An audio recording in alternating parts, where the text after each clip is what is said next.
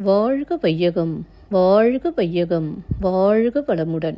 குரு வாழ்க, குருவே துணை. அருட்பெரும் ஜோதி, அருட்பெரும் ஜோதி, தனிப்பெருங் கருணை, அருட்பெரும் ஜோதி. எல்லா உயிர்களும் இன்புற்று வாழ்க, வள்ளல் மலரடி வாழ்க வாழ்க. வாழ்க வளமுடன். ஆன்மநேய அன்பர்கள் அனைவருக்கும் என் அன்பான வணக்கத்தை தெரிவித்துக் கொள்கிறேன்.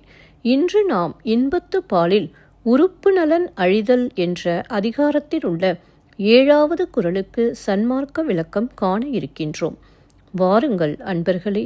அதிகாரம் உறுப்பு நலன் அழிதல். குறள் 1237. பாடு பெறுதியோ நெஞ்சே கொடியார்க்கென் வாடு தோள் பூசல் உரைத்து. பாடு பெறுதியோ நெஞ்சே கொடியார்க்கென் வாடு தோள் பூசல் உரைத்து.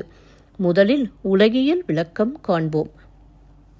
நெஞ்சே, கொடியவர் என்று சொல்லப்படுகின்ற காதலருக்கு என் மெலிந்த தோள்களின் ஆரவாரத்தை உரைத்து அந்த உதவியால் பெருமை அடைவாயோ? இப்பொழுது சன்மார்க்க விளக்கத்தை காண்போம். அனுபவம் அடையத்தக்க பொருள் நம் நெற்றிப் பகுதியில் உள் நடுவில் உள்ளது என்று அறிந்து அந்த இறை அனுபவத்தை நாம் அடைதல் வேண்டும். அடைய வேண்டிய ஒன்று நம்முள்ளே அகத்தே இருக்கின்ற போது புறத்தே வாடிய தோள்களுக்கு ஒப்பனை செய்வது கொடியவர்களின் செயலாகும். மீண்டும் ஒரு முறை கூறுகிறேன். அனுபவம் அடையத்தக்க பொருள் நம் நெற்றிப் பகுதியில் உள் நடுவில் உள்ளது என்று அறிந்து அந்த இறை அனுபவத்தை நாம் அடைதல் வேண்டும்.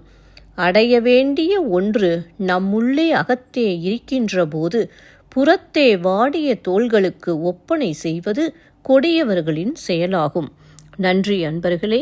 மீண்டும் அடுத்த பதிவில் உங்களை சந்திக்கும் வரை உங்களிடமிருந்து விடைபெறுவது திருமதி பாரதி சேகர். வாழ்க வளமுடன்.